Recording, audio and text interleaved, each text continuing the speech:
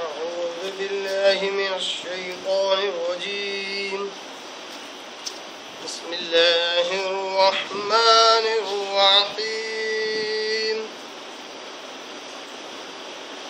لا يتخذ المؤمنون الكافرين أولياء من دون المؤمنين ومن يفعل ذلك فليس من الله في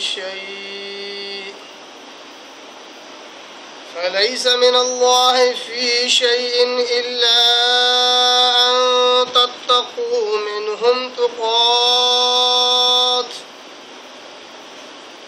ويحذركم الله نفسه وإلى الله المصير. صدق الله العظيم. نحمده ونصلي على رسوله الكريم. اما بعد. تمام قسم کی حمد و ثنا، تعریف، کبریاء بڑائی اسے اللہ وحدہ لا شریک کے لیے لائق اور زیبا ہے، جو ساری کائنات کا خالق، مالک، میرا اور آپ کا مربی ہے. اسے اللہ کے لیے ساری تعریفیں ہیں، جو غفور ہے، غفار ہے، کریم ہے، ستار ہے. بعد اس کے آپ کے میرے آقا دو جہاں کے سردار الانبیاء پر کروڑ انگنت بے شمار درود و سلام ہو. صلی اللہ علی محمد و آلہ وسلم. قابل احترام بزرگوں، عزیز دوستوں، نوجوان ساتھیوں،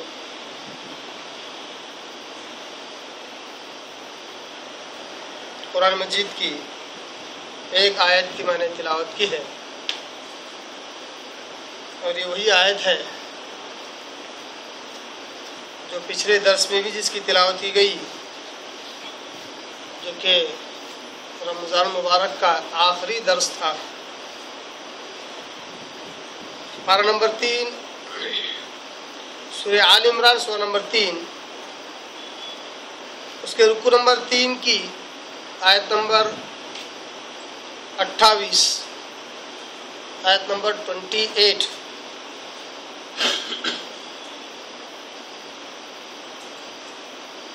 اس کا پچھلا درس چونکہ آپ سن چکے ہیں، آپ کو معلوم ہوگا کہ یہ آیت تفسیری آیت ہے. اس آیت کو سمجھنے کے لیے قرآن مجید کی دوسری آیتوں کا علم ہونا بہت ضروری ہے. اسی طرح اس آیت کو سمجھنے کے لیے پیارے آقا صلی اللہ علیہ وسلم کی احادیث کا ہونا، صحابہ کرام کا منہج، ان کی سوچ، ان کا طور طریقہ ہونا بہت ضروری ہے. ورنہ چونکہ اس آیت کو اگر اس ایک جگہ سے اگر اٹھا لیا جائے اور اس کا معنی مفہوم سمجھ کر اگر عمل کرنے کی کوشش کی جائے تو عین ممکن ہے کہ اس آیت کا مفہوم اور معنی غلط سمجھ لیا جائے اور غلط عمل کیا جائے. اور اتنا ہی نہیں ہو سکتا ہے کہ اگر اس آیت کو صرف اسی ایک جگہ سے اٹھا کر سمجھنے کی کوشش کی جائے تو اس دنیا میں فتنہ اور فساد بھی برپا ہو سکتا ہے. واقعی ایسا ہوا ہے، یہ تجربہ ہوا ہے کہ لوگوں نے اسی قسم کی آیتوں کو اپنی جگہ سے اٹھایا اور اس کا معنی مفہوم لیا، اور جب اس پر عمل کیا تو واقعی اسلام کی جو شکل ہے، جو صورت ہے، وہ مسخ ہو کر لوگوں تک پیش کی گئی. اسلام کا غلط تصور لوگوں تک پہنچا، جبکہ اسلام یہ نہیں چاہتا تھا، مگر لوگوں نے خود ساختہ عقائد، خود ساختہ اصول، خود ساختہ فہم اور سمجھ کے ذریعے سے جب قرآن کو سمجھنے کی کوشش کی تو اسلام کے تعلق سے لوگوں کے درمیان مسکنسپشن پیدا ہو گیا. اور افسوس کہ کرنے والے مسلمان یہی کہ اسلام کے تعلق سے مسکنسپشن تو پیدا کر دیا، غلط فہمیاں تو پیدا کر دی، اب بعد میں انہی کے اندر کے علماء کو اور دعات کو انہی کے کیے گئے کو دھونا پڑتا ہے، مسکنسپشن کو دور کرتے رہنا پڑتا ہے، جبکہ کرنے والے یہی مسلمان ہیں. کہ کیوں اس طرح آیت کو اس کی جگہ سے اٹھا کر سمجھنے کی کوشش کرتے ہیں، جبکہ قرآن مجید کے تعلق سے خود قرآن مجید کہتا ہے کہ ہم قرآن مجید کی آیتوں کو نازل کرتے ہیں، ایک ایک آیت با آیت، کسی جگہ مختصر، کسی جگہ تفصیل کے ساتھ، کسی جگہ ریپیٹ کرتے ہیں، کیونکہ یہ یاد دہانی ہے۔ اللہ کہتا ہے گویا کہ قرآن کو اچھے سے سمجھاتا ہے۔ اسی طرح قرآن کو کون سمجھ سکتے ہیں، کس طرح سمجھ سکتے ہیں، یہ ہم پیارے آقا صلی اللہ علیہ وسلم ہمیں سمجھائیں گے، پیارے آقا صلی اللہ علیہ وسلم کے صحابہ ہمیں سمجھائیں گے اس آیت کا مفہوم کیا ہے۔ جیسا کہ اسی آیت کو اگر آپ دیکھ لیں تو آپ کو معلوم ہوگا، اللہ کہتا ہے لا يتخذ المؤمنون الکافرین اولیاء من دون المؤمنین، مومنوں کو نہیں چاہیے کہ کافروں سے دوستی کرے ایمان والوں کو چھوڑ کر۔ اب دیکھیے اگر اتنی آیت اگر اٹھا لی جائے تو معلوم ہوا کہ جو مسلمان ہیں وہ صرف مسلمان سے دوستی کریں گے، کفار سے بالکل نہیں۔ اب کفار سے دوستی نہیں کریں گے تو کیا ان سے رابطہ، ان سے تعلق، کسی قسم کا روابط ان سے ہوں گے یا نہیں ہوں گے؟ بعض لوگوں نے تو اس قسم کی آیتوں کو اٹھا کر کہہ دیا کہ کفار بالکل ہی کفار ہوتے ہیں، بالکل ہی بے وفا ہوتے ہیں، ان سے نہ دوستی رکھی جائے، ان سے نہ کسی قسم کا تعلق رکھا جائے، انہیں جہاں دیکھو وہاں ماری ڈالو۔ یہ قرآن نے کہا کہ کفار سے دوستی نہ کرو، جبکہ کیا قرآن یہی معنی مفہوم بتلانا چاہتا ہے؟ کیا اسلام جو آیا ہے وہ کسی خاص خطے، کسی خاص سیکشن، کسی خاص جگہ، کسی خاص زمین کے حصے کے لیے آیا یا کسی خاص لوگوں کے لیے آیا؟ اگر کسی خاص لوگوں کے لیے آیا ہے تو یقیناً اس کا معنی ایسا ہی نکلے گا۔ اگر یہ پوری انسانیت کے لیے آیا ہے تو یقیناً ایک مسلمان ہونے کے بعد بھی، ایک انسان مسلمان ہونے کے بعد بھی یقیناً اسی اسلام میں دوسرے انسان کی قدر و منزلت اس کی نگاہ میں ہوگی، دوسرے انسان کا خیال اس کی نگاہ میں ہوگا۔ جیسا کہ باقاعدہ جہاں سورہ بقرہ میں جہاد کے تعلق سے آیتیں تھی، میں نے باقاعدہ ایک اصول بار بار سٹریس دے کر اس بات پر توجہ دلاتے ایک بات میں نے بیان کی تھی کہ جہاں اسلام غیر مسلموں سے، کفار سے جہاد کرنے کی بات کرتا ہے، وہ ہے اسلام یہ بھی کہتا ہے کہ اگر وہ صلح کر لے، اگر وہ شکست کھا جائے تو انہیں زور اور زبردستی نہ کرو کہ اسلام قبول کر لے۔ اگر وہ اپنے آپ کو سرنڈر کرتے ہیں تو ان کو انہی کے دین پر چھوڑ دو، ان کو انہی کے دین پر چھوڑ دو، کیونکہ وہ تمہاری مملکت میں اب رہ رہے ہیں، اس لیے اب تمہیں وہ ٹیکس پے کریں گے، جزیہ ادا کریں گے، مگر تمہارے جہاد کرنے کی وجہ سے، تمہارے فورس کرنے کی وجہ سے وہ مسلمان ہوں گے یہ ضروری نہیں ہے۔ باقاعدہ انہیں آزادی دی گئی کہ وہ اپنے دین پر عمل کر سکتے ہیں، جس طرح انہوں نے سمجھا اس طرح وہ ان کے رب کی یا کائنات کے رب کی یا ان کے بھگوان کی پوجا اپاسنا کر سکتے ہیں، ایک اسلامی مملکت ہونے کے باوجود۔ کتنی حیرت انگیز بات ہے، کر سکتے ہیں، مگر شرط کیا ہے؟ جزیہ ادا کریں۔ یہ سہولت کیوں دی اسلام نے؟ کیوں ان کا اتنا لحاظ رکھا؟ کیوں ان کا اتنا خیال رکھا؟ سوچنے کی بات ہے۔ اسلام ہے جو ساری انسانیت کے لیے امن و پیمان، امن ہے، امن کا پیغام ہے، یہ پیس ہے جو سب کا لحاظ رکھتا ہے۔ اگر اسی اسلام کی کتابوں سے یہ مانا لیا جائے کہ انہیں دشمنی کی جائے کفار سے، انہیں قتل کیا جائے، انہیں نزدیک بھی نہ آنے دیا جائے، ان کو ڈھونڈ ڈھونڈ کر مارا جائے، اگر اس قسم کا معنی لیا جائے تو اللہ یقین جانیے اللہ تبارک و تعالیٰ نے اس امن والے دین کو دنیا میں اس لیے نہیں بھیجا کہ دنیا میں فساد برپا ہو۔ کئیوں پیارے آقا صلی اللہ علیہ وسلم کی سیرت کے واقعات اس بات پر دلالت کرتے ہیں کہ آپ صلی اللہ علیہ وسلم سے جس نے بھی صلح کی، آپ صلی اللہ علیہ وسلم صلح کی طرف فوراً بڑھے، انہیں معاف کر دیا، اپنی مملکت میں رہنے کی انہیں اجازت دے دی۔ حیرت انگیز بات۔ ہاں، جہاں اسلام اس طرح کہتا ہے وہیں پر یہ آیت یہ بھی کہتی ہے کہ کفار کے ساتھ دوستی نہ کرو، ان سے ایسے تعلقات نہ رکھو جو تمہارے دلی تعلقات ہو۔ اٹھنا بیٹھنا کھانا پینا انہی کے ساتھ رہنا, انہی کے ساتھ کھانا پینا اور ناچنا بھی. جیسا کہ پچھلے درس میں میں نے باقاعدہ اس بات پر روشنی ڈالی کے بعد مسلمان تو ان کے تہواروں میں شریک ہوتے ہیں. اللہ تبارک تعالیٰ نے اس قسم کی دوستی سے یہاں پر سخت منع کیا ہے. اب کیسی دوستی جائز ہے, کس قسم کی دوستی جائز ہے, یہ اسلام کے نظریے سے, اسلام کے تناظر میں ہمیں سمجھنا ہے کہ یہ قرآن کی آیت ہمیں کیا تصور دیتی ہے کہ کفار سے روابط کس طرح کے ہو. کفار سے دوستی اگر بظاہر نظر آ رہی تو وہ کس قسم کی ہو, یہ ہمیں سمجھنا ہے. پچھلے درس میں میں نے قرآن مجید کی بہت ساری آیتوں کے ذریعے سے یہ بات آپ کے آگے میں نے رکھی تھی کہ قرآن مجید میں اللہ تبارک تعالیٰ نے بڑی سختی سے یہ کہا کہ کفار سے, مشرکین سے دوستی نہ رکھو ایمان والوں کو چھوڑ کر, یہود و نصارہ سے دوستی نہ رکھو ایمان والوں کو چھوڑ کر, کیونکہ یہ خود آپس میں ایک دوسرے کے دوست ہے, مسلمان کے کبھی دوست نہیں ہو سکتے. ان سے دوستی نہ رکھو جبکہ مسلمان موجود ہے.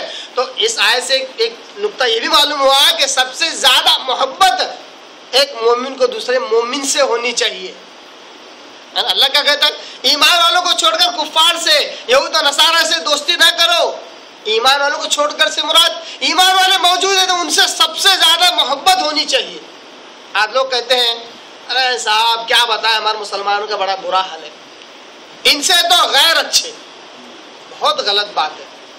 ایک مسلمان ادنا سے ادنا مسلمان, ہمارے نگاہ کے مطابق نہیں, شرعی اعتبار سے اگر دیکھا جائے تب بھی وہ ایک کافر کے مقابلے میں بہت بلند اور اعلیٰ مقام رکھتا ہے, چاہے وہ گناہوں کا انبار کیوں نہ لیے ہوئے جی رہا ہو.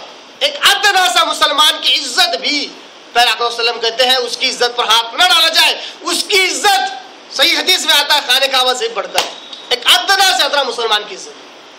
آج کہتے ہیں صاحب ہمارے مسلمان بہت بڑے گئے گزرے, ان سے تو غیر بہتر ہے, اس لیے غیروں کے ساتھ روابط بڑے اچھے ہوتے ہیں, ان کے فیملیز میں آنا جانا, کہتے ہیں بالکل ہماری ایک جیسی فیملی ہے. بولے چوہان صاحب آتے ہیں, فلاں صاحب آتے ہیں, کاڑے صاحب آتے رہتے ہیں, ان سے اتنے اچھے روابط, اتنے اچھے تعلقات ہیں جتنے اچھے تعلقات کسی مسلمان گھرانے سے نہیں ہوتے. مسلمان گھرانے کو بہت ہی کمتر اور بہت ہی بیکورڈ, کون, یہ ہائی فائی کوالٹی کے مسلمان بہت بیکورڈ سمجھتے ہیں. ان سے بات کرنا مناسب نہیں, کیا ہے, بالکل مناسب نہیں سمجھتے. یہ بہت ہی گندی ذہنیت ہے. یہ انسان کو اتنی ہی ذہنیت کافی ہے اس کو دنیا اور آخرت میں تباہ و برباد کرنے کے لیے. دنیا کی زندگی کسی طرح وہ جی لے گا مگر یقین جانے اللہ اخروی اعتبار سے کبھی کامیاب نہ ہوگا. جو ایک بھی ادنا سے ادنا مسلمان کو ذرا بھی اگر اس نے کمتر سمجھا تو اس کے گھمنڈ اور تکبر کے لیے کافی ہے, اور گھمنڈی اور متکبر شخص جہنم میں رہنے والا ہے. ادنا سے ادنا مسلمان کو بھی کمتر نہ سمجھا جائے اور مسلمانوں کو ادنا سمجھتے ہوئے غیروں کی مشابہت نہ اختیار کی جائے. آج بہت سارے مسلمان غیروں کی مشابہت اختیار کرتے ہیں, ان کے جیسا رہن سہن, چال ڈال, بول چال, کیوں, ان سے کمپیٹ کرنا ہے تاکہ ان سے کمتر نہ ہو, ان کے ساتھ دوڑ میں ان کے برابر رہیں. اسی کے تعلق سے پہلے صلی اللہ علیہ وسلم نے کہا کہ جو جس کی مشابہت کرتا ہے وہ آخرت میں انہی کے ساتھ اٹھایا جائے گا. جو جس سے محبت کرتا ہے وہ انہی کے ساتھ حشر کے میدان میں اٹھایا جائے گا. اس کا دین, اس کا دھرم وہی ہوگا جس کی وہ مشابہت کرتا تھا. کسی کی مشابہت انسان اسی وقت کرتا ہے جب اس سے کوئی دلی لگاؤ ہو, کوئی محبت ہو. تو اللہ یہاں وہی بات کرتا ہے کہ کفار سے, یہود و نصارہ سے, کرسچن سے اور جوز سے کوئی دلی لگاؤ نہ رکھو, کوئی دوستی نہ رکھو. جبکہ ایمان والے موجود ہیں, ان سے دل سے محبت کرو, دل کے گہرے سے محبت کرو, چاہے وہ ادنا سے ادنا مسلمان کیوں نہ ہو. اسلام جیسی نعمت اس کے پاس ہے, بھلے وہ کتنا ہی کیوں نہ گیا گزرا کیوں نہ ہو, اسلام جیسی نعمت اس کے پاس ہے. مسلمان گھرانے پیدا ہوا, اس کی ویلیو بہت زیادہ ہے, بہت زیادہ ہے. ہائی فائی سے ہائی فائی کوالٹی کے غیر مسلم کے مقابلے میں مسلمان کی عزت بہت زیادہ ہے. ہر ایک ادنا سے ادنا مسلمان کی بہت زیادہ عزت کرنی چاہیے اور انہی سے دوستی رکھنا چاہیے, انہی سے روابط رکھنا چاہیے, کفار سے نہیں. کفار سے جو لوگ دلی روابط رکھتے ہیں, فیملیز کے فیملیز مل کر رہتے ہیں, کہتے ہیں ہم دونوں کی فیملی ایک ہی ہے, اصل میں دو نظر آتے ہیں, ایسے بھی اتنی زیادہ گہرائی کے ساتھ تعلق, اسی بات کو اللہ تبارک و تعالیٰ منع کرتا ہے۔ اب آئیے یہ دیکھتے ہیں کہ اس دوستی سے مستثنا کیا چیزیں ہیں۔ اللہ نے تو کہہ دیا کہ کفار سے دوستی نہ کرو، یہود و نصارہ سے دوستی نہ کرو ایمان والے کے ہوتے ہوئے۔ آئیے آیت کا ترجمہ کر دیتا ہوں تاکہ یاد دہانی ہو جائے۔ اللہ تعالیٰ کہتا ہے لا يتخذ المؤمنون الكافرین اولیاء من دون المؤمنین، ایمان والوں کو یہ شان نہیں دیتا کہ کفار سے دوستی کرے ایمان والوں کو چھوڑ کر۔ ومن يفعل ذلك فليس من الله في شيء، لہذا ومن يفعل ذلك، اگر کسی نے ایسا کام کیا ایمان والوں کو چھوڑ کر کفار سے دوستی کی، فلیس من اللہ فی شیء، تو اس کو اللہ سے بچانے والا کوئی نہ ہوگا، دنیا اعتبار سے نہ اخروی اعتبار سے، اللہ سے بچانے والا اس کو کوئی نہ ہوگا، اللہ کی پکڑ میں وہ ہوگا۔ الا ان تتقوا منہم تقات، سوائے اس کے کہ ان سے کچھ دن بچنے کا کوئی چارہ کار ہو، بچنا مقصود ہو تو ان سے دوستی رکھی جا سکتی ہے۔ وَيُحَذِّرُكُمُ اللَّهُ نَفْسَهُ، اے ایمان والو سن لو، اللہ تبارک تعالیٰ خود تمہیں اپنے نفس سے ڈراتا ہے، اپنے تعلق سے ڈراتا ہے، اپنی ذات سے ڈراتا ہے۔ وَإِلَى اللَّهِ الْمَصِيرُ، چاہے تم کچھ بھی کر لو تم سب اپنے رب کی طرف لوٹائے جاؤ گے، اسی اللہ کی طرف تم لوگ پلٹائے جاؤ گے، اس بات کا لحاظ رکھو، خیال رکھو۔ آیت نمبر 28 اس کا لفظی ترجمہ میں نے آپ کیا کر رکھا، تو معلوم ہوا کہ اس میں مستثنا لوگ ہیں، کیونکہ آیت کا ٹکڑا الا کہہ کر پوری بات کو پلٹ کر صحیح مفہوم بیان کرتا ہے۔ الا ان تتقوا منہم تقات، سوائے اس کے کہ ان کے شر سے بچنا مقصود ہو تو ایسے وقت تعلقات، روابط رکھے جا سکتے ہیں، رابطہ رکھا جا سکتا ہے۔ یہ بتلا رہا ہے کہ مستثنا چیزیں ہیں۔ انشاءاللہ اس ٹکڑے کو بھی ہم بالخصوص ہم سمجھیں گے کہ بڑا اہم ٹکڑا ہے، الا ان تتقوا منہم تقات، بڑا اہم ٹکڑا ہے۔ یہی ایک ٹکڑا کافی ہے اس کا معنی مفہوم بڑے بڑے پولیٹیکل ایشوز کو سوالو کرنے کے لیے، بڑے بڑے سیاسی امور کو حل کرنے کے لیے ایک ٹکڑا کافی ہے۔ ہم ایسی ٹکڑوں کو بڑی آسانی سے نظر انداز کر دیتے ہیں اور اچھے اچھے مسلمانوں کو مشرک، کافر، منافق کا حکم لگا دیتے ہیں۔ باقاعدہ میں نے کچھ دن پہلے ہی موبائل پہ ایک فوٹو آئی، سعودی کے آل سعود جارج بش سے مسافہ کر رہے، تو کہا یہ دیکھیے ایک نمبر کا منافق ہے جو ان سے روابط رکھ رہا ہے۔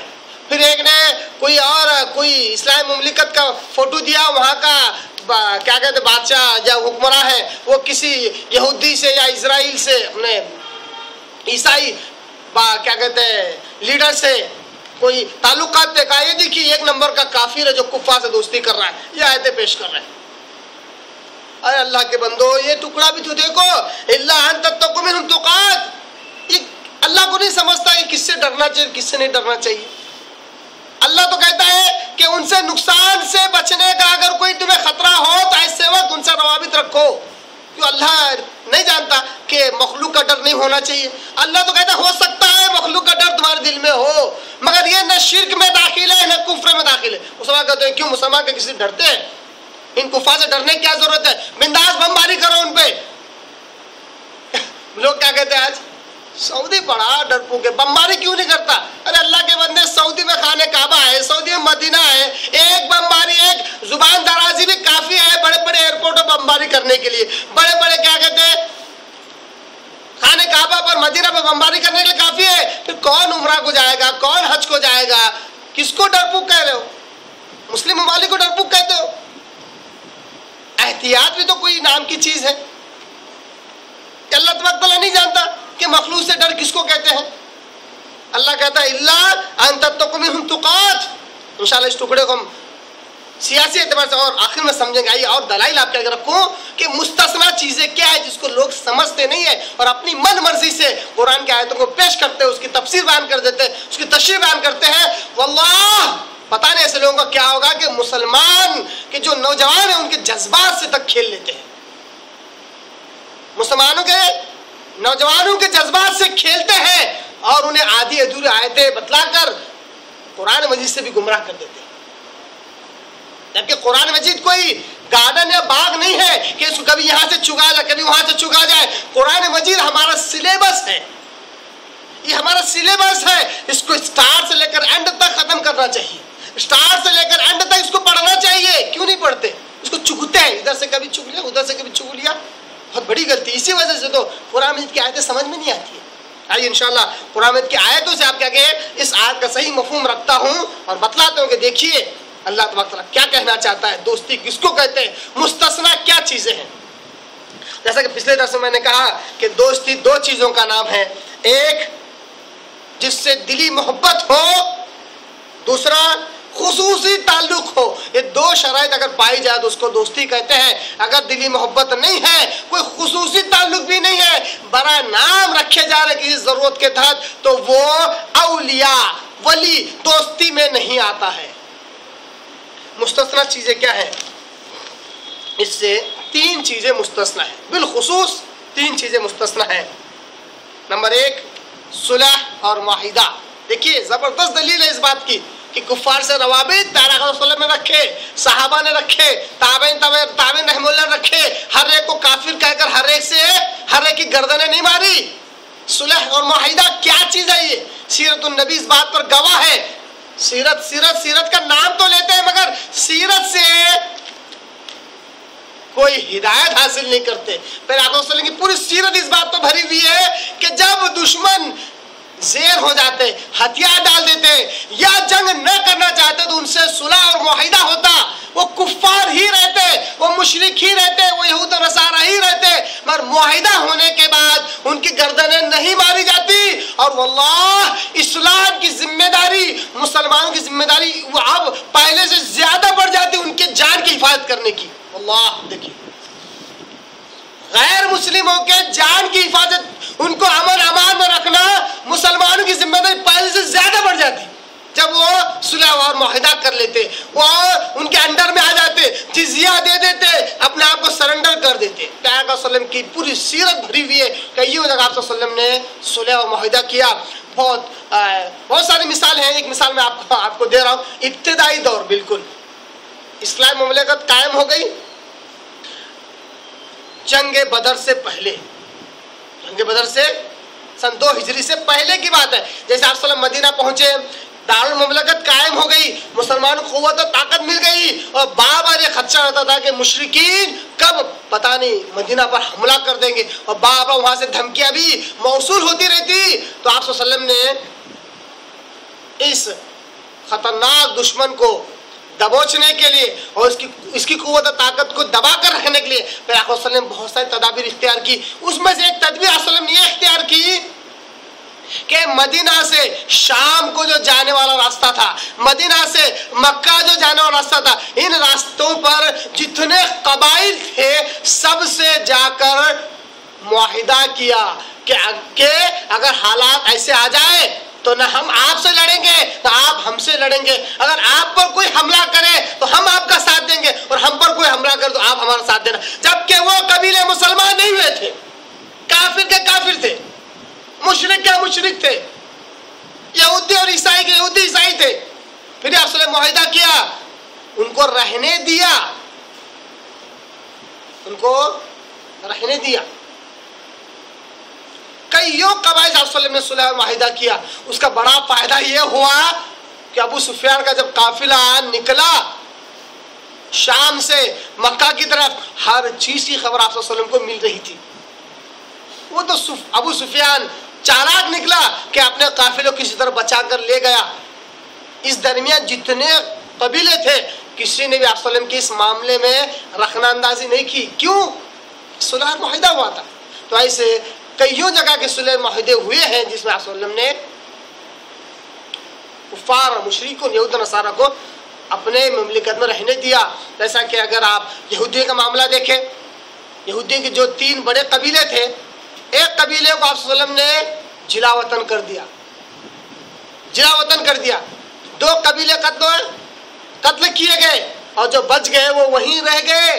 کیوں رہنے دیا؟ ان کو مار ڈالنا تھا, نہیں مارا. آپ صلی اللہ علیہ وسلم نے معاہدہ ہو گیا, ختم, ہار گئے, آپ مملکت میں رہیں گے, جزیہ ادا کریں گے, ٹیکس پے کرتے رہیں گے. دیکھیے بہترین بات ہے. ایک ہے صلح اور معاہدہ، دوسرا ہے تجارتی لین دین، ہم اس کو بڑا نظر انداز کرتے ہیں۔ غیر مسلموں سے تجارتی لین دین اس آیت سے مستثنا ہے۔ قرآن مجید سے کل 4 یا 5 جگہوں سے میں نے آیت پیش کی جو اسی تعلق سے ہے کہ کفار سے، یہود و نصارہ سے دوستی نہ رکھو، اللہ سے ڈرو، دنیا اور آخرت کے عذاب سے ڈرو، اللہ نے کہا۔ ان چاروں آیتیں اور یہ آیت 5ویں آیت، ان سب کا جو نچوڑ ہے اس میں تجارتی لین دین جو کفار سے رکھا جاتا ہے وہ اس ضمن میں شامل نہیں ہے۔ تجارتی لین دین مطلب آپ کو کوئی چیز خریدنی ہے، گئے تو معلوم ہوا کہ جو گاڑی لے کر کھڑا ہے وہ تو کوئی غیر مسلم ہے، وہ تو کوئی ہندو ہے، اب اس سے کوئی چیز خریدی جائے کہ نہیں خریدی جائے؟ مسلمان ہو کر غیر مسلم سے خریدنا اللہ اس کے رسول نے کہا اجازت ہے، کیونکہ تم نہ اس سے دلی محبت رکھتے ہو اور نہ ہی کوئی تمہارا خصوصی تعلق اس سے ہے، تم تو صرف وقتی طور پر کوئی چیز خرید رہے ہو۔ پیارے حضرت صلی اللہ علیہ وسلم کی سیرت تو اس بات سے بھری ہوئی ہے کہ آپ صلی اللہ علیہ وسلم کا انتقال جب ہوا تو آپ صلی اللہ علیہ وسلم کے گھر میں جو خریدنے کے لیے آپ صلی اللہ علیہ وسلم نے کیا کیے تھے، اپنی زرہ یہودی کے گھر میں رکھ دی تھی، گروی رکھا تھا آپ صلی اللہ علیہ وسلم یہودی کے پاس۔ یہ کون سے تعلقات کہ آپ صلی اللہ علیہ وسلم کو نہیں سمجھ رہا تھا کہ یہودیوں سے ڈرنے کی کیا ضرورت، جو جہاں یہودی دیکھے انہیں قتل کر ڈالو، وہ تو کافر ہی ہے۔ آپ صلی اللہ علیہ وسلم پھر بھی تعلقات رکھی، کون سے تعلقات تھے؟ یہ وہ تعلقات جس میں کوئی دلی محبت نہیں تھی اور نہ کوئی خصوصی تعلق تھا۔ انشاءاللہ صحابہ کے اقوال آپ کہہ کے رکھوں گا میں دلیل کے طور پر۔ تو تجارتی لین دین جو ہوتا ہے وہ بھی ان آیتوں سے مستثنا ہے، ایکسیپشنل ہے۔ اسی طرح تیسری اور اہم بات، اسی طرح جو کافر مسلمانوں کی دشمن نہ ہو اور ان سے حسن سلوک و مدارات کا معاملہ کرنا چاہیے۔ جو کافر مسلمانوں کے دشمن نہ ہو، مسلمانوں سے کسی قسم کی دشمنی نہ رکھتے ہو، ان سے اسلام کیا کہتا ہے؟ حسن سلوک کرنا چاہیے۔ حسن سلوک اور مدارات کا، تعلقات کے استوار کرنے کا حکم اسلام دیتا ہے۔ حسن سلوک، دیکھیں حیرت کی بات ہے کہ جو کافر مسلمانوں کے دشمن نہ ہو ان سے حسن سلوک سے پیش آنا چاہیے۔ بڑا عجیب و غریب اسلام ہے، کیا خوبصورتی ہے اس میں، کیا کہتے ہیں، انسانی عقلوں سے بالکل بالا تر، اتنا اونچا ہے اسلام، اتنا اونچا ہے کہ ہمارا تصور بھی وہاں تک نہیں جا سکتا۔ کفار سے حسن سلوک، آئیے دلیل دیکھ لیتے ہیں۔ اللہ تبارک تعالیٰ قرآن مجید میں سورہ ممتحنہ، اس کی سورہ نمبر 60 آیت نمبر 8 اور 9 میں اللہ تبارک تعالیٰ کہتا ہے، بڑی ہی پیاری آیت ہے، غور سے سنیے۔ اللہ کہتا ہے لا ينهاكم الله عن الذين لم يقاتلوكم في الدين ولم يخرجوكم من دياركم أن تبروهم وتقسطوا إليهم إن الله يحب المقسطين۔ غور سے سنیے آیت، بڑی پیاری آیت، کیا کہتا ہے اللہ تعالیٰ؟ لا ينهاكم الله، اللہ تبارک و تعالیٰ تمہیں منع نہیں کرتا۔ اے ایمان والو، اس آیت کی زبردست تشریح، تفسیر، صحیح معنی مفہوم سورہ ممتحنہ سورہ نمبر 60 آیت نمبر 8 اور 9 کر رہی ہے۔ اللہ کہتا ہے اے ایمان والو، اللہ تمہیں منع نہیں کرتا عن الذین لم یقاتلوکم فی الدین، ان لوگوں کے ساتھ حسن سلوک کرنے سے جو دین کے تعلق سے تم سے لڑے نہیں، جو دین کے تعلق سے تم سے قتال نہ کرے، جھگڑا نہ کرے، ان لوگوں سے حسن سلوک کرنے سے اللہ تم سے نہیں منع کرتا، اللہ کو منع نہیں کرتا۔ وَلَمْ يُخْرِجُوكُم مِّن دِيَارِكُمْ، اور جنہوں نے تمہیں تمہارے گھروں سے نہیں نکالا، ان سے کسی قسم کی دشمنی رکھو، اللہ ایسا نہیں کہتا۔ اللہ منع نہیں کرتا کہ تم ان کے ساتھ حسن سلوک کرو، بلکہ حسن سلوک کرو۔ اشارہ دیا اللہ تبارک تعالیٰ نے اس بات سے کہ جو مسلمان مکہ سے مدینہ ہجرت کر کے آئے، جن لوگوں کی وجہ سے ہجرت ہوئی، اللہ کہتا ہے ان سے دوستی نہ رکھو، ان سے حسن سلوک نہ کرو، اور جو مکہ چھوڑ کر بدر کے مقام پر آئے اور مسلمانوں سے قتال کیا، اللہ کہتا ہے ان سے حسن سلوک نہ رکھو، ان سے دوستی نہ رکھو۔ ان کے علاوہ جو کفار ہیں، ان کے علاوہ جو مشرک ہیں، جو مشرکین ہیں، ان سے روابط رکھے جا سکتے ہیں، ان سے تعلق رکھا جا سکتا ہے۔ اتنا ہی نہیں، ان سے حسن سلوک سے ہی پیش آیا جا سکتا ہے وقت اور ضرورت کے تحت۔ اگر واقعی محتاج ہے، وہ ہمارا ضرورت مند ہے، تو اس کی ضرورت پوری کی جا سکتی ہے۔ کیا بہترین اسلام ہے! واقعی ہم اس سے نہیں کہہ سکتے کہ اسلام از فار آل ہیومینٹی، اور آل ہیومینٹی، ساری انسانیت کے لیے اسلام ہے؟ نہیں کہہ سکتے۔ اسلام تو کہتا ہے جو تم سے لڑے نہیں دین کے تعلق سے، جو تمہیں تمہارے گھروں سے نہیں نکالے، ان سے تم حسن سلوک سے پیش آؤ۔ آگے دیکھیے اللہ کیا کہتا ہے، ان تبروہم، کیا کہتا ہے اللہ تعالیٰ؟ اللہ نہیں روکتا کہ تم ان سے بر کہتا ہے نیکی کا، کہ تم ان سے نیکی کا سلوک کرو، اللہ اس سے منع نہیں کرتا۔ ان تبروہم، اتنا ہی نہیں، واللہ وتقسطوا الیہم، کیا زبردست آیت ہے۔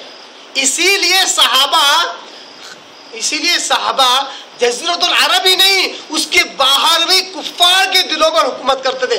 زمین تو بہت معمولی چیز ہے، آج لوگ زمین پر حکومت کرنے کو بہت بھاری چیز سمجھتے ہیں۔ زمین پر حکومت کرنا کمال نہیں ہے، لوگوں کے دلوں پر حکومت کرنا کمال ہے۔ لوگ تو زمینیں دے دیتے ہیں تاکہ دلوں پر حکومت ہو۔ آج ہم لوگوں کے دلوں پر حکومت کرنے کے بجائے زمینوں پر حکومت کرنا چاہتے ہیں، تو نہ دلوں میں حکومت ہو رہی ہے، نہ زمینوں پر حکومت ہو رہی ہے۔ کیا کہتا اللہ تبارک تعالیٰ؟ صحابہ نے لوگوں کے دلوں پر حکومت کیوں کی؟ وَتُقْسِطُوا إِلَيْهِمْ، اللہ کہتا ہے دیکھو ان کے ساتھ انصاف کا معاملہ کرنا۔ کن کے ساتھ؟ کفار کے ساتھ، مشرکین کے ساتھ، یہود و نصارہ کے ساتھ انصاف کا معاملہ اللہ حکم دیتا ہے۔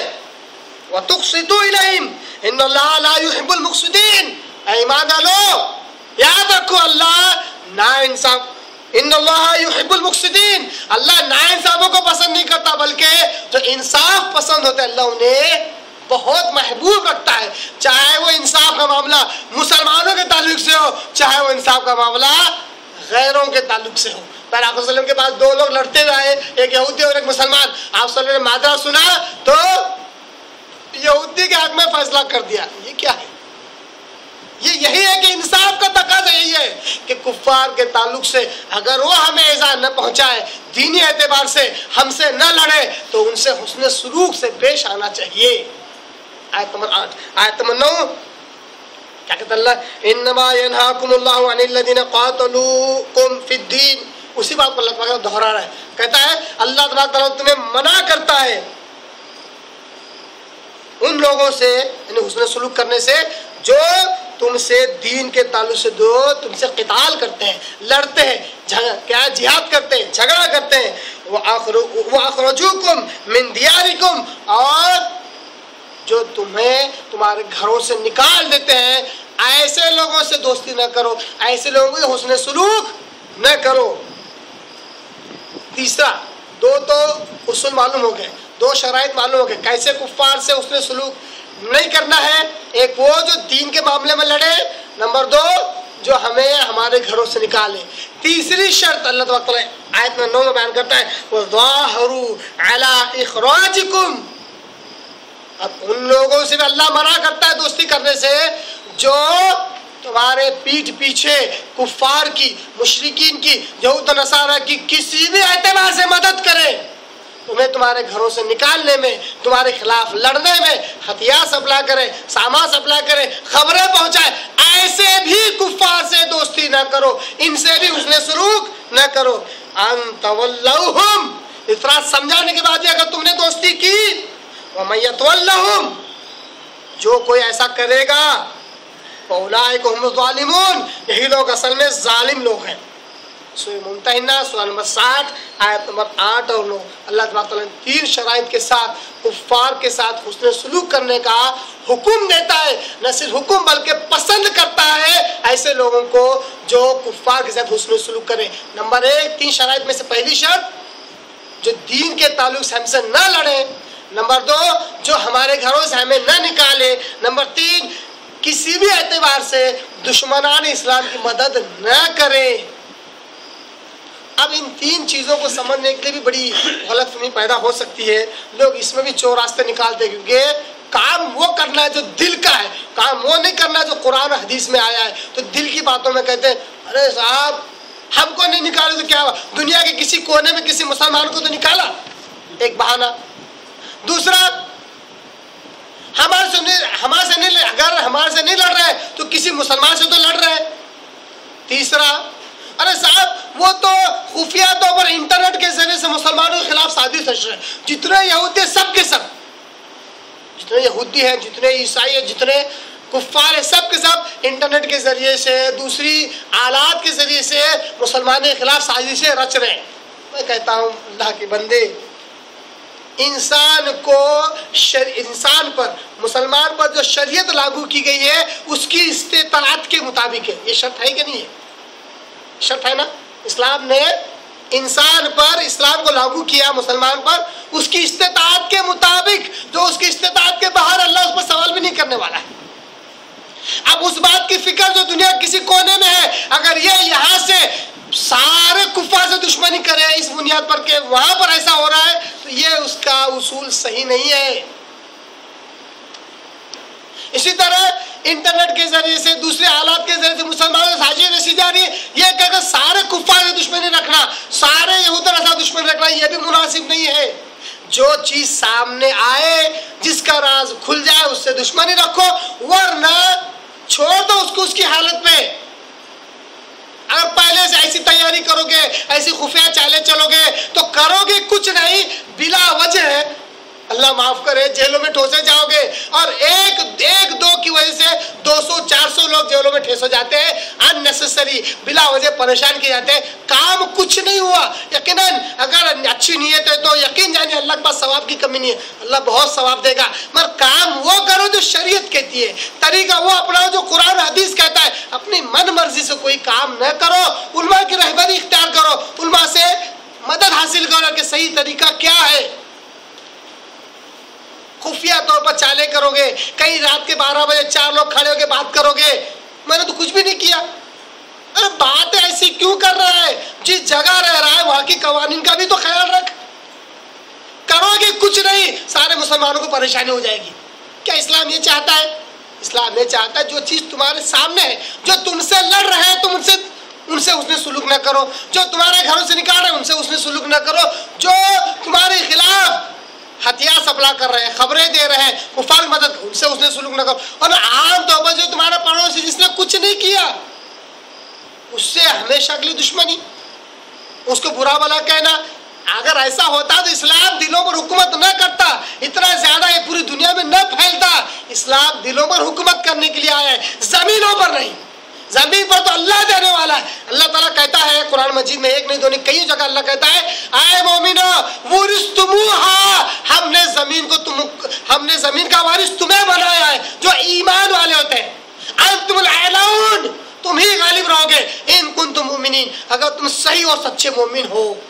اسلام کا صحیح مفہوم سمجھو گے تو اللہ کہتا ہے فری آف کاسٹ, بغیر محنت کے میں تمہیں زمین حکومت کے لیے دے سکتا ہوں. تم صحیح ہو جاؤ, زمین پر تمہاری حکومت ہوگی. پہلے دلوں پر تو حکومت کرنے والے بن جاؤ. صحابہ کی دلوں پر حکومت تھی. ابوبکر صدیق رضی اللہ عنہ کا معاملہ آپ کو معلوم ہوگا, مشرک کے گھر میں ہے, کسی کی امان کے ذریعے سے باہر کر دیے گئے تھے. امان حاصل کر کے, کسی کی پناہ حاصل کر کے اس کے گھر میں رہ رہے ہیں, رات میں نمازیں پڑھ رہے ہیں, قرآن کی تلاوت کر رہے ہیں, تو پورا گھر قرآن کی تلاوت سن رہا ہے, پورا گھر. یہاں تک کہ جب آس پڑوس کے لوگ معلوم ہوا, ابو جہل ابو لہب معلوم ہوا, تو کہا تم نے ابو بکر کو امان تو دی ہے مگر اس کو اس بات سے روکو کہ وہ قرآن کی تلاوت زور سے نہ کرے, اس سے ہمارے لوگ بگڑ رہے ہیں, ہمارے لوگ ہم نے اپنے باپ دادا کا دین چھوڑ رہے ہیں. اس کو کہو کہ وہ قرآن کی تلاوت. یہ کیا ہے؟ یہ اخلاق تھے, جو دلوں پر حکومت کرنے والے تھے، کیوں ایک کافر کے گھر میں رہ کے اسلام پر عمل کیوں کیا انہوں نے؟ کیونکہ بتلانا مقصود تھا کہ اسلام از دا بیسٹ ریلیجن، سب سے بہترین دین ہے یہ، جو اخلاق لے کر آیا، تو دلوں پر حکومت کرنے کے لیے، دلوں پر حکومت کرنے کی پلاننگ کیجئے، انشاءاللہ پوری دنیا پر حکومت ہو جائے گی۔ سورہ ممتحنہ کی یہ آیت تھی۔ اس کے آگے اسی سے جڑی ہوئی ایک حدیث دیکھ لیتے ہیں، صحیح بخاری کی حدیث۔ اس حدیث کی راوی حضرت اسماء بنت ابو بکر رضی اللہ تعالی عنہ، ابو بکر رضی اللہ عنہ کی بیٹی حضرت اسماء، وہ کہتی ہے، قالت، انہوں نے کہا، اتتنی امی راغبہ، وہ کہتی ہے کہ میرے پاس ایک مرتبہ میری ماں آئی، میرے پاس میری ماں آئی، فی عہد النبی صلی اللہ علیہ وسلم، آپ صلی اللہ علیہ وسلم کے زمانے میں، معلوم ہے کہ آپ صلی اللہ علیہ وسلم کے انتقال کے بعد اسماء بنت ابو بکر رضی اللہ عنہ اس حدیث کو سنا رہی ہے، اس بات کو پہنچا رہی ہے، کہتے ہیں آپ صلی اللہ علیہ وسلم کے زمانے میں میری ماں میرے پاس آئی،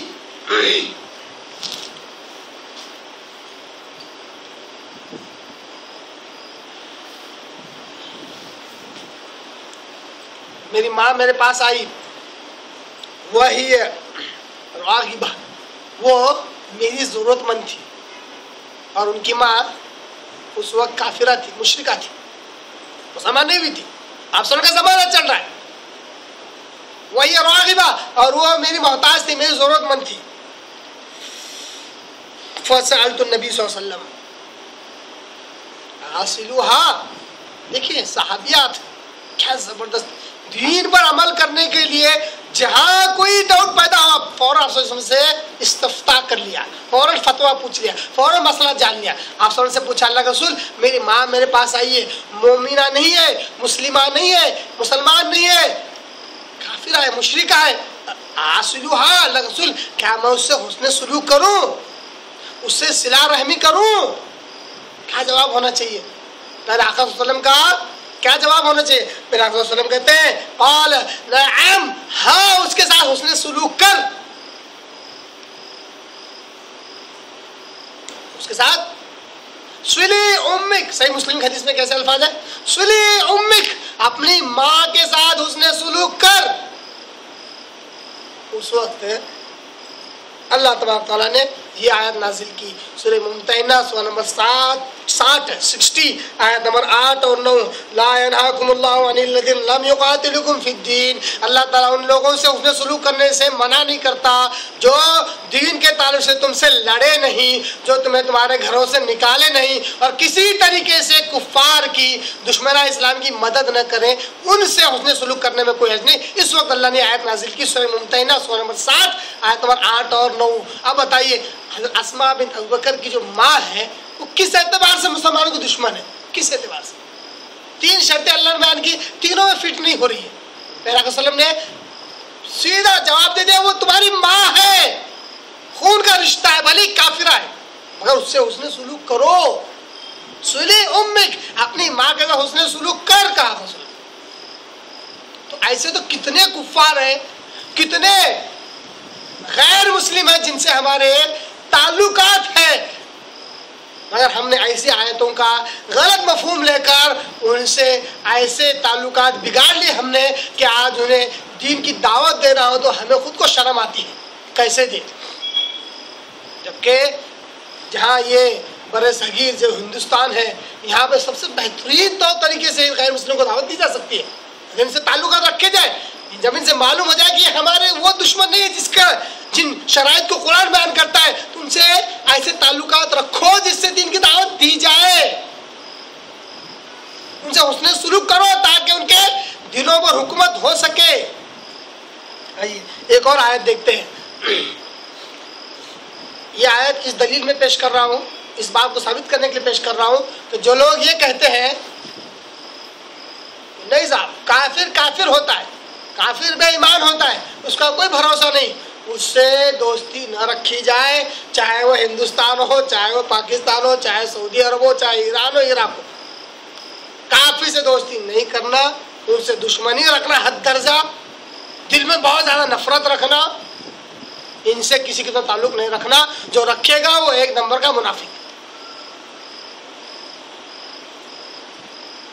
آئیے دلیل دیکھ لیتے ہیں. اللہ تبارک تعالیٰ قرآن مجید میں سورہ نحل سورہ نمبر 16 آیت نمبر 7 میں اللہ تبارک تعالیٰ کہتا ہے, بہت بڑی آیت ہے, اس میں سے وہ ٹکڑا آپ کے آگے رکھ رہا ہوں جو ہمارے موضوع سے جڑا ہوا. اللہ کہتا ہے من کفر باللہ من بعد ایمانہ, جو کوئی کفر کرے اللہ کے ساتھ بعد اس کے کہ وہ اللہ پر ایمان لا چکا تھا, مسلمان ہو چکا تھا, اس کے بعد اللہ کے ساتھ کفر کرے تو یہ بہت ہی بری بات ہوگی, یہ بہت ہی کفر والی بات ہوگی, اللہ کے ساتھ انکار کرنے والی بات ہوگی, بہت بڑا جرم عظیم ہوگا. الا من اکرہ وقلبہ مطمئن بالایمان. دیکھیے غور کیجیے آیت پر, اس کی تفسیر بہت زبردست تفسیر ہے. آپ اس آیت کو کم از کم اپنے گھروں میں جانے کے بعد اس آیت کی تفسیر آپ پڑھیے. سورہ نحل کی آیت نمبر 7, من کفر باللہ من بعد ایمانہ, جو کوئی اللہ کے ساتھ کفر کرے بعد اس کے کہ ایمان لے آئے سوائے اس کے, من اکرہ, جو زور اور زبردستی کیا جائے کفر کرنے کے لیے, کفر کرنے کے لیے زور اور زبردستی کیا جا رہا ہے. وہ قلبہ مطمئن بالایمان, مگر اس کا دل مطمئن ہے ایمان پر. یہاں پر اللہ نے ایمان کو دل کے ساتھ جوڑا. اس چیز کے ساتھ کافروں سے جب تعلقات رکھے جائیں, روابط رکھے جائیں, تو وہاں دل کا معاملہ ہے, عمل کا معاملہ نہیں. آپ ایک آدھ فوٹو کھینچ لیں گے کسی کو کسی سے گلے ملتے ہوئے, ایک نمبر کا منافق ہے, مسلمان ہو کر غیر مسلم سے گلے مل رہا ہے. یہ معاملہ دل کا ہے. یہ معاملہ کفار سے تعلقات, دل اصل گواہی دے گا جس کو صرف اور صرف اللہ تبارک تعالیٰ جانتا ہے. ہاں کچھ اعمال ایسے ہیں جو بظاہر ثابت ہو جائے کہ وہی چیز ہے جو اس کے دل میں موجود ہے تو اس کا وہ عمل بھی گواہی دے گا, مگر عمل سے معلوم نہ ہو کہ وہ کیوں تعلقات رکھ رہا ہے تو اس پر کسی قسم کا فتویٰ نہ لگایا جائے, کسی قسم کا حکم نہ لگایا جائے, کیونکہ کفار کے ساتھ غیر مسلموں کے ساتھ جو تعلق ہے وہ دل کا معاملہ ہے. دل میں کسی قسم کا ربط نہ ہو, دل میں کسی قسم کی محبت نہ ہو, بظاہر بھلے زبردست ہو, کوئی حرج نہیں ہے. اللہ کہتا ہے جو کوئی اللہ کے ساتھ کفر کرے ایمان لانے کے بعد سوائے اس کے جو زبردستی کیا جائے مگر اس کے دل مطمئن ہو ایمان پر. پھر آگے اللہ نے کہا ولیکن من شرح بالکفر, بہت آگے اللہ نے کہا اس کے آیت کے آخری ٹکڑے میں اللہ نے کہا ولیکن سوائے اس کے, مطلب یہ تو مستثنا ہے جو ایمان لانے کے بعد کفر کی طرف بظاہر گیا مگر دل اس کا ایمان پر مطمئن ہے, کیونکہ اس پر زور و زبردستی کیا گیا. لوگ کہتے ہیں کہ ہندوستان ہے تو کیا ہوا, یہاں پر بھی کفار سے شدید دشمنی کرنا چاہیے, ان کے گھروں میں آگ لگانا چاہیے. باقاعدہ میں نے الفاظ سنے اس لیے معافی چاہتا ہوں, مگر ایسے الفاظ, ان کے مندروں کو اڑا دینا چاہیے. میں کہتا ایسا کیوں, تم جس جگہ رہ رہے ہو وہاں کا قانون بھی تو کچھ نام کی چیز ہے, اس کا بھی تو کوئی فورس ہے. یہاں تو صرف زبردستی کرنے پر بظاہر کفر اختیار کر رہا ہے, اللہ نے اس کو مستثنا قرار دیا. اللہ کو نہیں سمجھتا ایمان کیا ہے کفر کیا ہے, نعوذ باللہ. اللہ تو کہہ رہا ہے کہ مستثنا ہے جس پر جبر کیا جائے کفر اختیار کرنے کے لیے تو وہ کفر اختیار بھی کر لے تو اللہ کی نگاہ میں وہ معصوم ہے, معاف ہے. تو ہندوستان کے بہت سارے قانون ایسے ہیں جو مجبوراً ہمیں ایسے کام, ایسے احکامات قبول کرنے پڑتے ہیں جو اسلام کے مطابق نہیں ہے, مگر ہمارا دل اس پر مطمئن نہیں ہے اس لیے ہم اس سے بری ہیں. ہاں جو شرک ہے, جو کفر ہے وہ بالکل نہیں کرے. اگر ہندوستانی حکومت یا وہ حکومت جو یہ کہے کہ فلاں بت کے آگے تمہیں سجدہ ریز ہونا پڑے گا تو قیامت آ جائے گی انشاءاللہ مسلمان کا سر اس بت کے آگے نہیں جھکے گا. مگر وہ احکامات جس میں کوئی حرج ہی نہیں ہے, نہ اس میں کوئی گناہ ہے, نہ کفر ہے, نہ کچھ ہے, قبول کرنے میں کوئی حرج نہیں ہے کیونکہ ہمارا دل اس پر مطمئن نہیں ہے. ہمارا دل اس کو اسلام کا حکم سمجھ کے مان ہی نہیں رہا ہے. تو کفر کو اللہ نے مستثنا قرار دیا تو یہ چھوٹے موٹے احکامات کیا چیز ہے. دیکھیے یہ اسلام کا صحیح تصور نہیں سمجھنے کی وجہ سے اسلام کو غلط سمجھا جا رہا ہے, غلط پیش کیا جا رہا ہے. اس وجہ سے آج پورا اسلام دہشت گردی کے نام سے بے جا بدنام ہو گیا, جبکہ یہ پوری طرح پیس اور امن کا پیغام ہے. بلا وجہ بدنام ہے. آگے اللہ کہتا ہے ولیکن من شرح بالکفر صدرا، مگر جس کا دل پوری طرح کفر کے ساتھ بھرا ہوا ہو، پوری شرح صدر کے ساتھ اس نے کفر کو قبول کر لیا، یاد رکھو فعلیہم غضب من اللہ، ایمان لانے کے بعد پھر سے دوبارہ کفر کو شرح صدر کے ساتھ قبول کرنا، اللہ کہتا ہے اس پر اللہ کا غضب ہوگا، ولہم عذاب عظیم، اور اس پر بڑا دردناک عذاب ہوگا.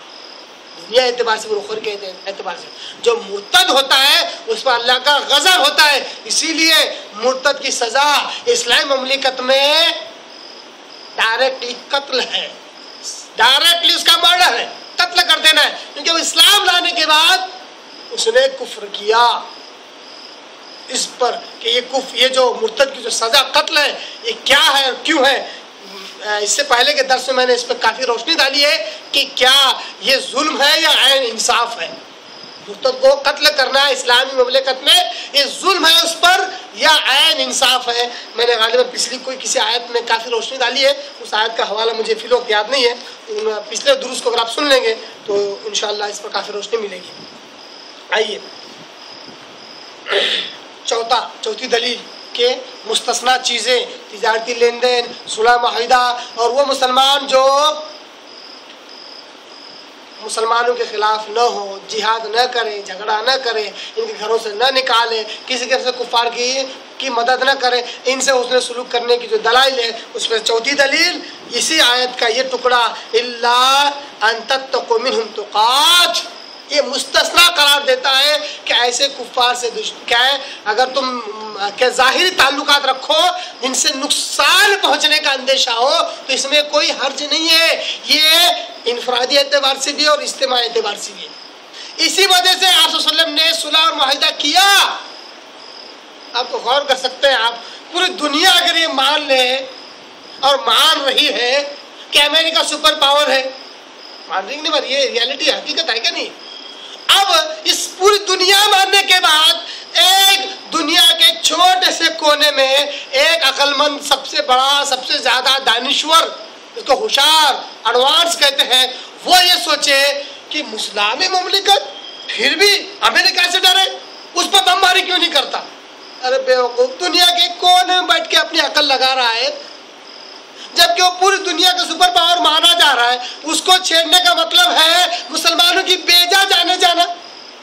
کہ اللہ تعالیٰ یہ نہیں کہتا الا ان تتقوا منهم تقات، اگر ان سے کسی نقصان کا اندیشہ ہو تو ایسے وقت ظاہری روابط، ظاہری تعلق رکھو. قرآن نہیں کہتا، نہیں، یہ ہضم نہیں ہوتا، یہ آیتیں، یہ ٹکڑے ہضم نہیں ہوتی. براہ راست فتوے لگا دیتے ہیں، حکم جاری کر دیتے ہیں اور کہہ دیتے ہیں کہ یہ مسلمانی نہیں، یہ تو کافر ہے، اسلام مملکت جتنے سربراہ ہیں یہ سب منافق ہیں. ارے وہ پولیٹیکل ایشو ہے، نہیں سمجھ سکتے وہ کیوں اس طرح تعلقات. آج بھی آپ دیکھ سکتے ہیں، ایک بڑی اچھی مثال دے رہا ہوں تاکہ جلدی سے ہضم ہو جائے. حالانکہ مسلم ممالک کا میں دفاع کر رہا ہوں اس تعلق سے، ہو سکتا ہے ہضم نہ ہو، مگر ایک غیر مسلم ممالک کا میں ایک مثال دیتا ہوں تاکہ ہضم ہو جائے بات. آپ جانتے ہیں کہ ہندوستان اور پاکستان ایک دوسرے کٹر دشمن بظاہر کتنے دشمن ہیں، مگر آپ دیکھ سکتے ہیں جب بھی نیوز چینل پہ ان کی بات آئے دشمنی کی، تب بھی ان کا پرائم منسٹر کسی نہ کسی امن اور شانتی کے تعلق سے میٹنگ کرتے ہیں. کیوں کرتے ہیں؟ پھر بھی اچھے ایسے ٹرمز مینٹین کرنے کی کوشش کرتے ہیں تاکہ روابط خراب نہ ہو. کیوں؟ ارے یہ سیاسی معاملہ ہے، یہ کسی ایک جان دو جان کا مسئلہ نہیں ہے، کروڑوں جانوں کا مسئلہ ہے. ایک دوسرے سے دشمنی کرنے کا مطلب ہے ساری جانیں تباہ و برباد ہو جانا. بیجا اللہ کہتا ہے جانے دینا ہو تو اللہ کی راہ میں دو، جہاد کر کے دو، بیجا جانے نہیں. آج بہت زیادہ پروموٹ کیا جاتا ہے اس مسئلے کو جو جسم پر ایک آدمی پورے بم لگا لیتا ہے اور پبلک میں جا کر اڑا دیتا ہے، خودکش بم دھماکے. یہ کیا اسلام میں ہے؟ اپنی جان دے کر معصوموں کی جان لینا کیا اسلام میں ہے؟ کیوں اس کو پروموٹ کر رہے ہو؟ نہ کریں، یہ اسلام نہیں سکھاتا ہے. اسی سے تو بیجا اسلام بدنام ہو رہا ہے. کیا کہتا اللہ تعالیٰ؟ الا ان تتقوا منهم تقات، اگر ان سے نقصان کا خدشہ ہو تو وقتی طور پر ان سے تعلقات رکھے جا سکتے ہیں، ولی نہیں، اس کو ولی نہ بنائے، اس کو دوستی، اس سے دوستی نہ رکھے، دلی محبت نہ رکھے، کوئی خصوصی تعلق نہ رکھے، ظاہری روابط رکھے جا سکتے ہیں، چاہے وہ پولیٹیکل ہو، چاہے انفرادی ہو، چاہے وہ اجتماعی اور بڑے پیمانے پر کیوں ہو۔ آئیے آخری دلیل اس بات پر ہم دیکھ لیتے ہیں، بڑی پیاری حدیث، صحیح بخاری کی حدیث، صحابی کا طور طریقہ، اس کو کہتے ہیں قرآن اور حدیث کو ویسے سمجھو جیسے صحابہ نے سمجھا ہے۔ ابو درداء رضی اللہ تعالیٰ عنہ، ایک صحابی رسول، زبردست صحابی رسول، وہ کیا کہتے ہیں؟ صحیح بخاری کی حدیث، عربی متن آپ کے آگے رکھ رہا ہوں، ڈھونڈ کر سرچ کر کے دیکھ لیجئے، صحیح بخاری میں ٹکڑا آپ کو ملے گا۔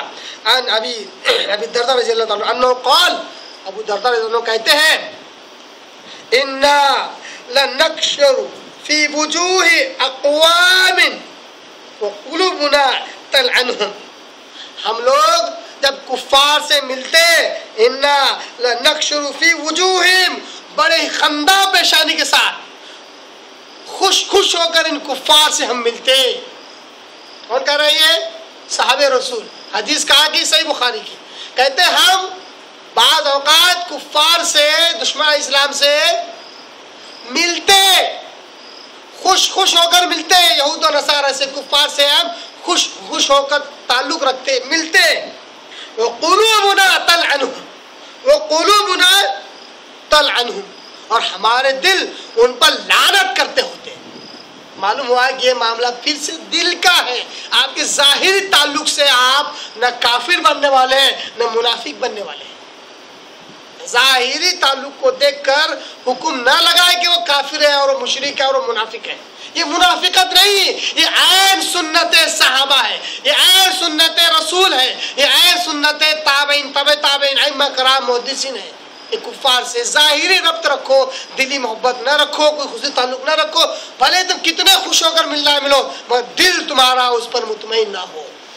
یہ ہے ولی، ولایت، دوستی کا صحیح مفہوم جو اس آیت میں بیان کیا، اور وقت زیادہ لیا مگر اس آیت کو مکمل کرنے کے لیے وقت درکار تھا، ضروری تھا۔ اللہ سے دعا کرتا ہوں کہ اللہ تعالی ہمیں قرآن کو صحیح سمجھنے، اس کو صحیح اپنی زندگی میں لانے، لوگوں کو سمجھانے کی اللہ میں توفیق عطا فرمائے۔ وآخر دعوانا ان الحمد للہ رب العالمین۔